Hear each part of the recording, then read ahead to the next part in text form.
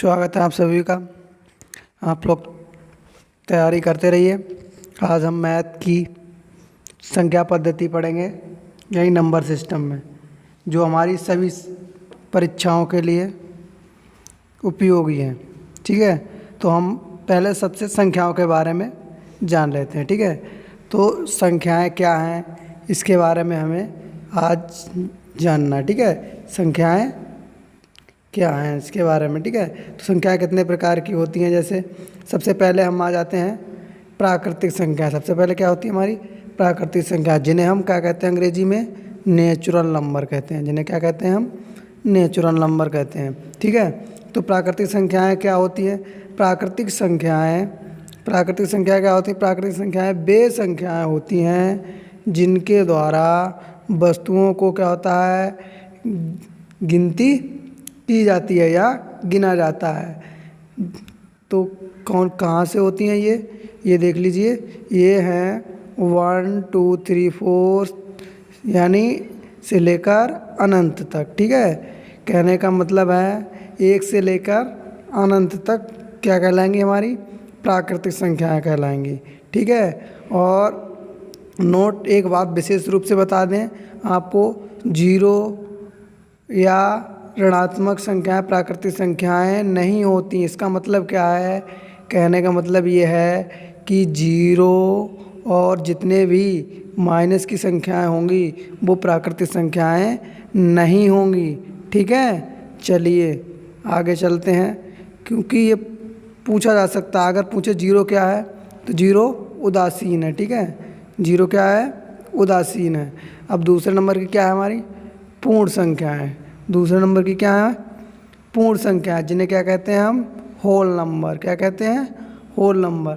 ठीक है, तो क्या है देख लीजिए, प्राकृतिक संख्याओं के समूह में यदि 0 को भी शामिल कर लिया जाए तो पूर्ण संख्याओं का समूह कहलाता है।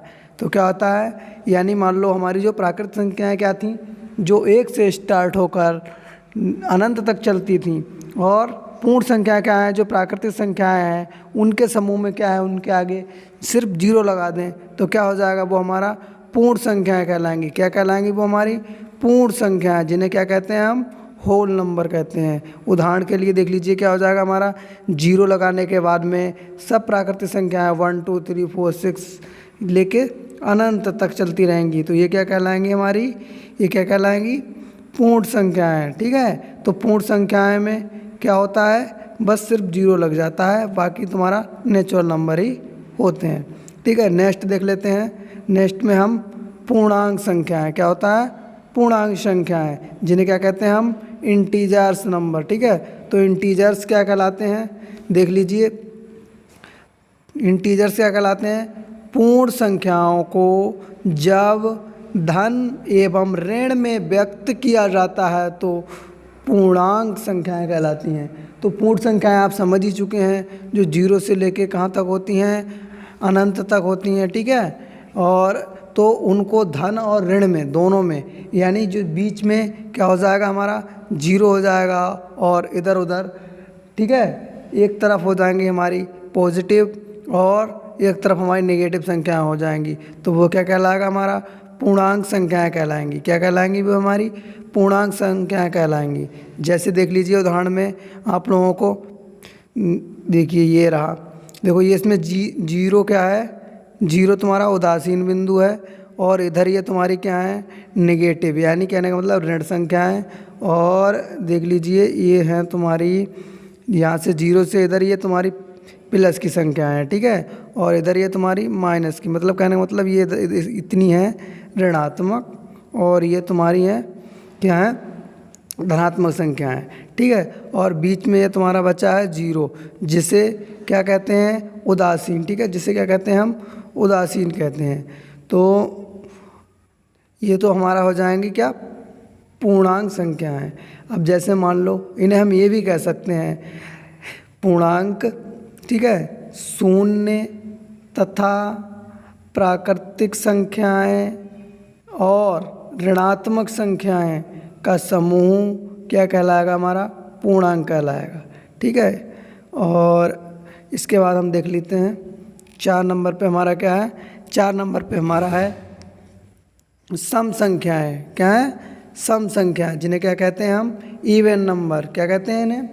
इवन नंबर कहते हैं। ठीक है, तो वे संख्याएं जो 2 से पूर्णतः विभाजित हो जाती हैं सम संख्याएं कहलाती हैं। ठीक है, क्या है? वे संख्याएं जो क्या होता है 2 से पूर्णतः विभाजित हो जाएं तो वो सम संख्याएं कहलाती हैं। देख लीजिए, तो 2 से कौन कौन संख्या विभाजित होंगी? 2 है, ठीक है, 4 है, 6 है, 8 है, 10 है, 12 है। ठीक है, ऐसे अनंत तक चलती चली जाएंगी। कहने का मतलब कोई भी संख्या है वो 2 से कट जानी चाहिए तो वो क्या कहलाएगी? सम संख्या कहलाएगी। जैसे मान लो आप 16 लिख लीजिए मान लो, तो ये क्या है? ये कैसी संख्या है? ये हमारी है सम संख्या, क्योंकि इसे 2 से काट सकते हैं। जैसे 2 से काटेंगे तो क्या आ जाएगा? 2 अट्ठे 16, तो यानी 2 से विभाजित हो रही है। कहने का मतलब जो संख्या 2 से विभाजित होगी वो सम संख्या कहलाएगी। ठीक है, चलिए नेक्स्ट देखते हैं। नेक्स्ट में हम ऑड नंबर, यानी क्या हो जाएगा हमारा? विषम संख्या है। तो विषम संख्या क्या कहलाएंगी? देख लीजिए, तो ऑड नंबर्स किन्हें कहते हैं? जो 2 से पूर्णतः विभाजित ना हो। ठीक है, तो वो क्या कहलाएंगी? वो संख्याएं हमारी कहलाएंगी विषम संख्याएं।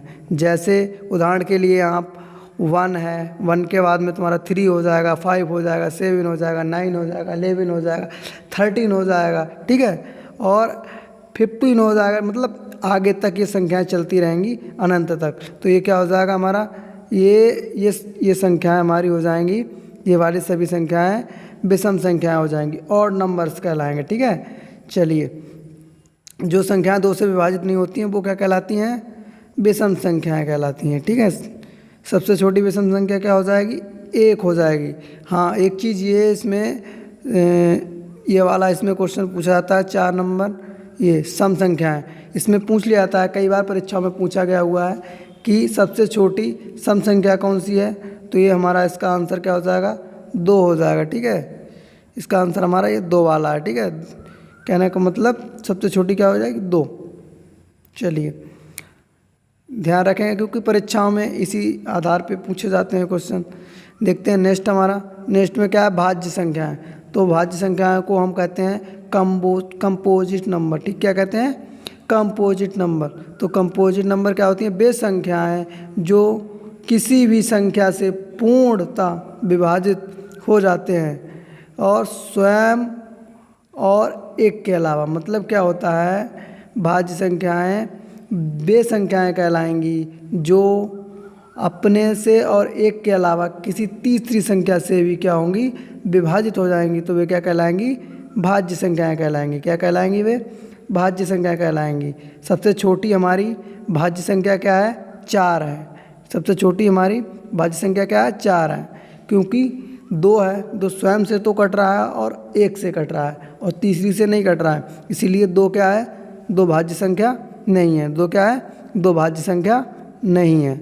सबसे छोटी भाज्य संख्या क्या होगी? 4 होगी। क्या होगी? 4, क्योंकि 4 2 से कट रहा है और 4 स्वयं से कट रहा है और 1 से कट रहा है। ठीक है, तो ये हमारा सबसे छोटी क्या हो जाएगी? 4 हो जाएगी। इसके आगे तुम्हारा देख लीजिए क्या है?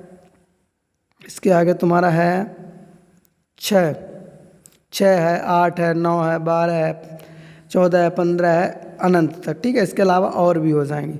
ये क्वेश्चन पूछ लिया जाता है, ध्यान रखेंगे। सबसे छोटी भाज्य संख्या क्या है? तो 4 है, और इसमें भी पूछ लिया जाता है सबसे छोटी अभाज्य संख्या।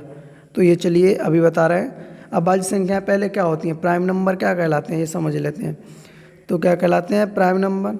वे संख्याएं जो स्वयं और एक के अलावा, क्या होता है? जो स्वयं और एक के अलावा किसी अन्य संख्या से पूरी तरह से विभाजित नहीं हो। कहने का मतलब ये है, ये सिर्फ स्वयं से और एक के अलावा किसी तीसरी संख्या से विभाजित नहीं होंगे, तो वो क्या कहलाएंगे? अभाज्य संख्याएं कहलाएंगी। वो क्या कहलाएंगी? अभाज्य संख्याएं कहलाएंगी, या उन्हें हम प्राइम नंबर कहेंगे।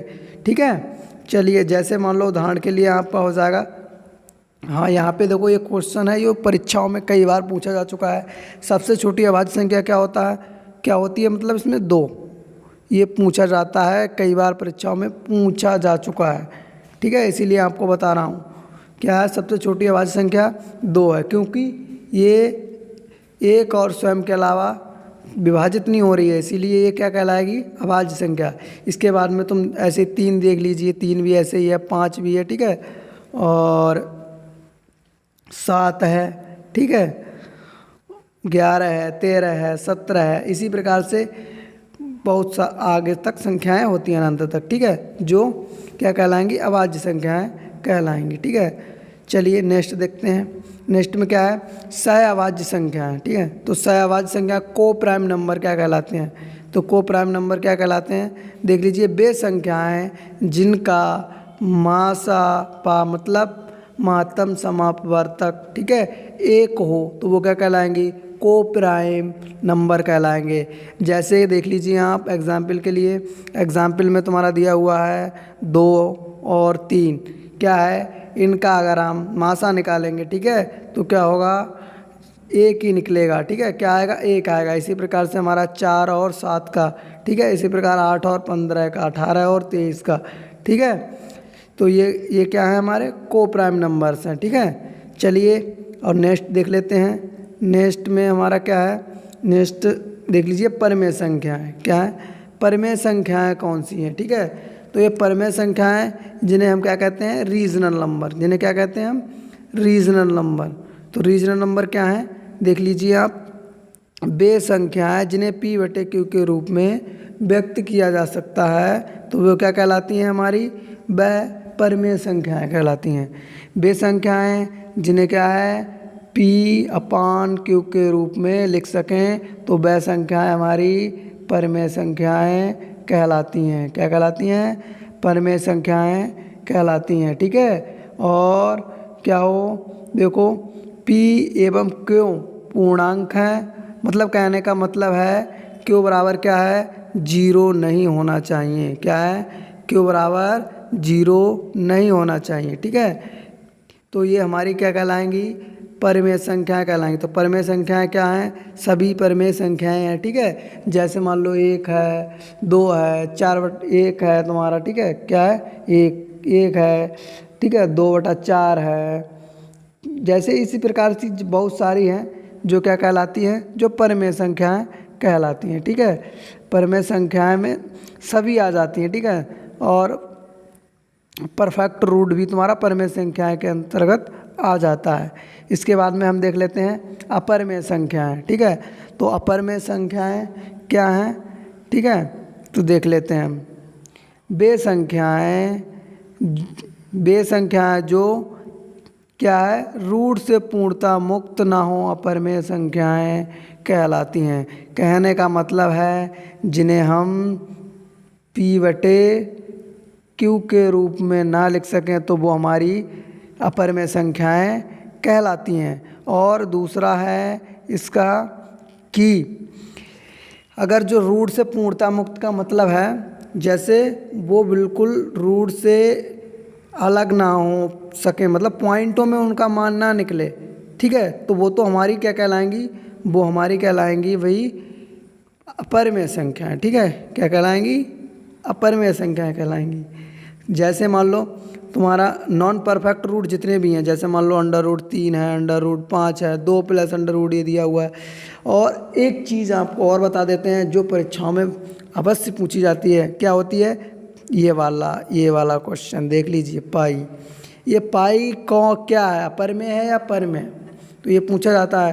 तो ये होता है तुम्हारा अपरमेय होता है, क्या होता है, ये अपरमेय संख्या है, ठीक है।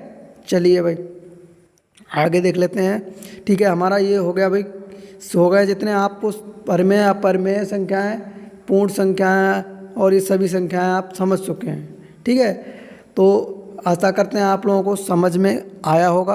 अगर आप चैनल पे नए हैं तो कहने की ज़रूरत नहीं है, आप सब्सक्राइब कर लीजिए, ठीक है। और इसी तरह की वीडियो लाते रहेंगे, और आप बेल आइकन को भी प्रेस कर लीजिए, ठीक है। मिलते हैं आप लोगों को हम नेक्स्ट वीडियो में, ठीक है।